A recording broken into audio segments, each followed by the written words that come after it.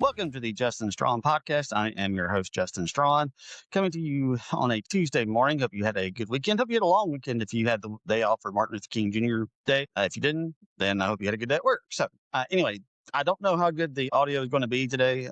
I tried getting my microphone and everything set up, and for whatever reason, the microphone's not working, so I don't know what's going on with that. So I'm just going to try using the audio from my webcam and just seeing what that sounds like. It's not the ideal situation, but we're making do with what we have. So I'll try to figure out some different things for next time to make sure that this isn't the same, that we're not having the same issues going forward. But hey, if the audio is okay, then you never know. We might just go ahead and stick with this. So anyway, got a lot to talk about today. If you haven't liked and subscribed on all of the social media channels, I would appreciate it. I broadcast live here on TikTok. I'll be sending it out on YouTube. I get a lot of people who watch it on YouTube as well. Excuse me. Twitter, I've been on there for decades. Not decades, well, actually a little over a decade. I'm on Facebook, Instagram, all those places. So if, like I said, if you could, do me a favor, like, subscribe, follow, all those things that would help me out a whole lot. Now, let's go ahead and get into it. We have a lot to talk about state-wide. There's a few things we're going to be discussing. Let's talk about the men's basketball team first. I said when we started this stretch after Mississippi State went 2-0, they had a 4-game stretch where basically I said they needed to go. After they lost Kentucky, I said they needed to go 4-0. They need to go 2-2 in the next 4 games. And right now they're at 0-2. Another almost repeat example of what happened in the Kentucky game and what happened in the Alabama game. Mississippi State gets off to a pretty good lead. And then, they were sitting around with an 11-point lead with about 5 minutes left in the first half. Ole Miss goes on a run and they end up losing the game relatively close. They had a chance to either tie or actually no, they lost by a point, so they had a chance to win, but Josh Hubbard's shot at the end of the game does not fall, and the Bulldogs end up losing their 3rd consecutive SEC game. Now, big picture, look, it's always going to be tough to make the NCAA tournament after you go 4-5 to start the non-conference portion of the schedule, and they still could get to the NCAA tournament, but those hopes are starting to lessen with each and every single day. Mississippi State now has to go basically 2-0 over the next 2 games, where they got to play Texas A&M and they have to take on Vanderbilt. They go on the road to take on Texas A&M, who has been one of the best teams in the SEC this year, and they got Vanderbilt at home, who has been a top 10 team, or right around a top 10 team, for pretty much the entirety of this season. And look,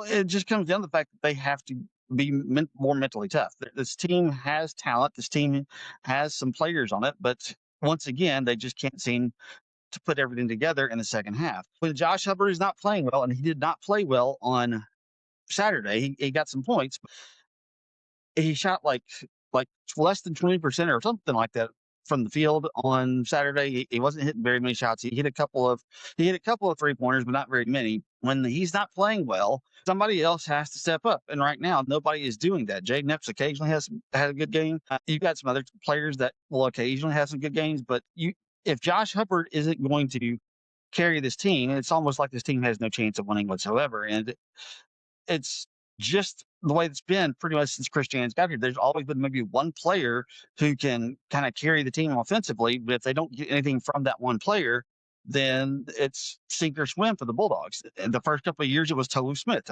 However he went, that's how the Bulldogs went. These last couple of years, it's been Josh Hubbard. However Josh Hubbard goes, that's how the Bulldogs go.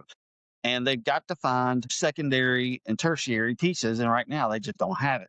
And like I said, I never thought this team was probably going to make the NCAA tournament when they were 4-5 in SEC play, before SEC play started. And I don't have any reason to think that they will now. I just don't see that being the case. And it's really disappointing that we're in the 4th year of Chris Jans and we're getting easily the worst year of those 4 years. Now, I'm not going to say fire him. I know a lot of people might be getting to the point where you say, you know what, I'm ready to let him go. I'm not to that point. he needs to get better. He needs to get to the point where he is better than just an 8 or 9 seed in SEC play. I mean, he could do, when he was at New Mexico State, he could come in as an 11 or 12 seed. And he has more resources. He has more available to him as a coach in a Power 4 program. So he should be putting out a better product than what he is putting out in the fourth year. Now, if we're having to have this same conversation again in 2027, then we'll talk. Because, like I said, he's had good, not great teams in the past, and that was okay for those first 2 years. But last year, where you kind of disappointed, I think you finished 11th in the SEC, and this year, where it's looking more and more like you're not going to make the NCAA tournament, you're probably going to finish once again in that back half of the SEC, you're going to have to improve upon what you've done these past 2 years. Chris Jans is a good coach, but he is struggling to get this team to perform at the level that it should be performing at. And like I said, I'm not going to be calling for his job this year, but things do need to improve, and they do need to improve quickly, because right now the product is just not matching up to what we should be in the fourth year under Chris Jans. Look, I talked about this a little bit earlier.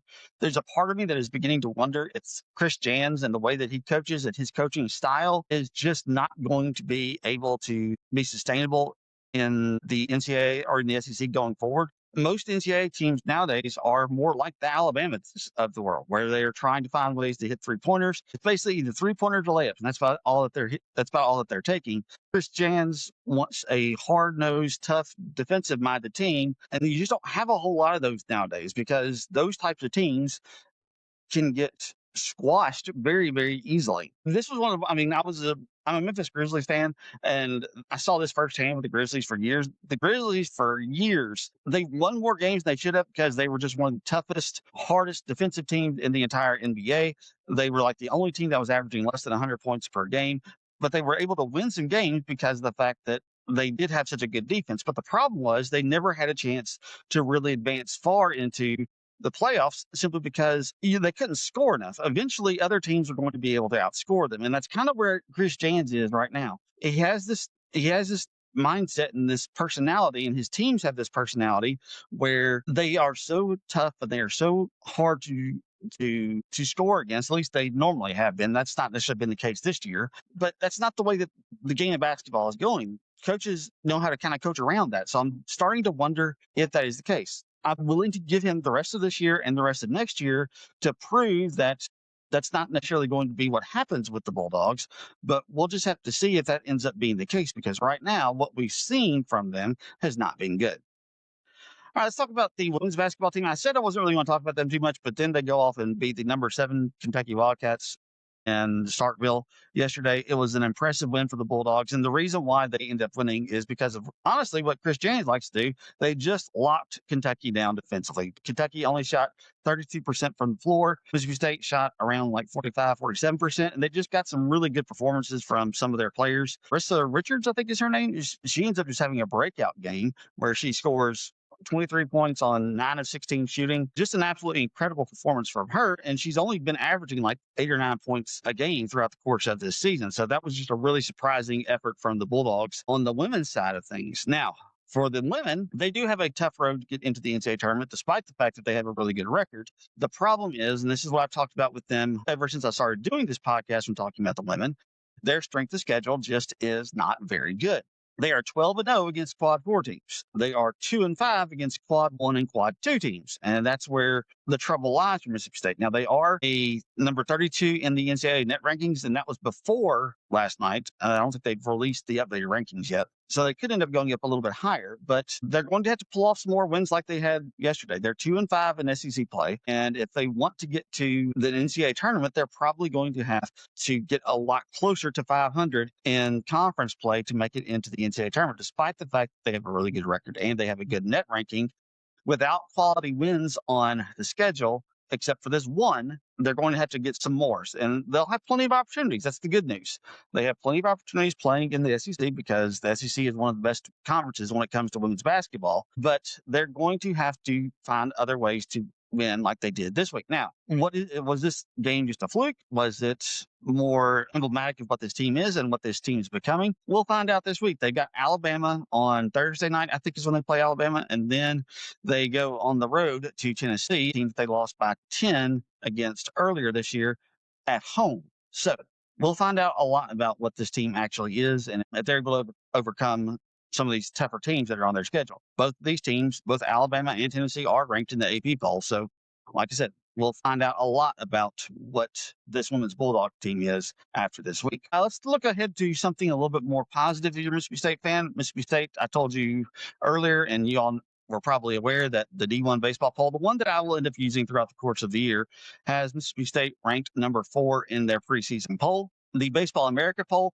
probably to me the second best indicator of what a baseball team actually is in collegiate baseball, has Mississippi State at number 3 in the country coming into the season. So a slightly higher ranking for the Bulldogs in Baseball America. And just another example, many people across the country looking at what Mississippi State is on the baseball diamond and seeing a lot of potential. Now, we'll see if they can live up to this potential. I do worry about preseason expectations. I do worry about the schedule because it is just going to be an absolutely brutal schedule that they have to go through. Almost every team that they play in the SEC portion of the schedule will be ranked or is currently ranked. My guess is it wouldn't surprise me if Ole Miss ends up ranked, and it's one of the few teams on their schedule on the SEC side of things that they have to play that isn't ranked. My guess, though, that like I said, it wouldn't surprise me if they end up coming to Starkville.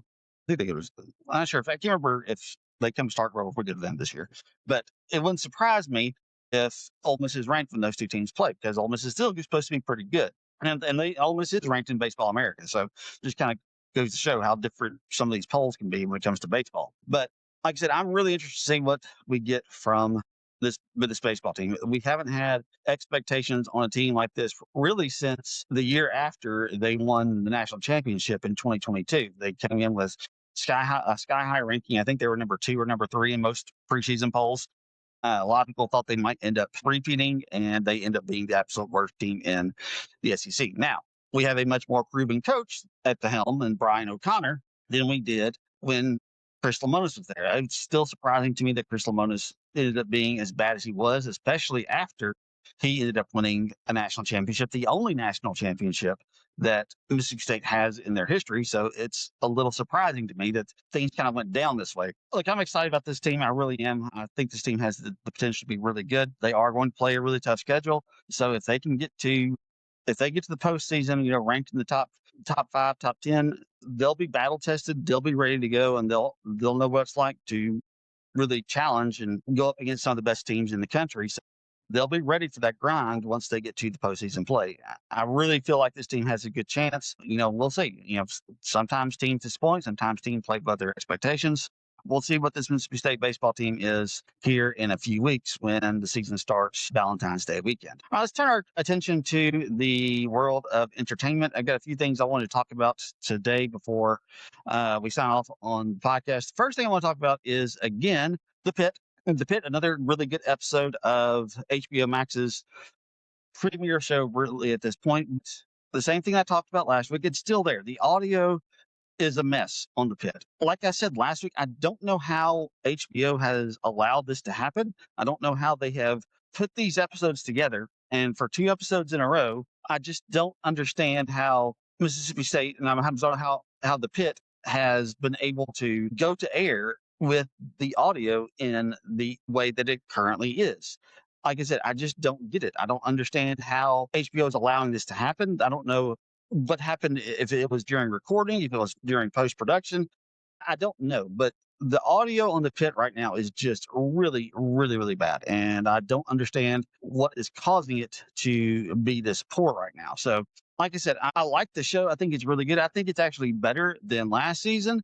I think they are doing a really good job with this doctor they brought in, who's taking the place of Dr. Ravi while he goes on his sabbatical, for just as being kind of this antagonist role in the ER and being much more in line with hospital administration and wanting to do what they want to do and not being the rebel that Dr. Ravi is. I think all of that works really well, but the audio just is not good. It's really, really not good. And I don't know what has caused them to what happened in the recording process for the audio to sound like they're talking through a tin can. Like I said, I just don't understand it. I don't get it. But you know what? It is what it is. So, one last thing I want to talk about before I sign off today.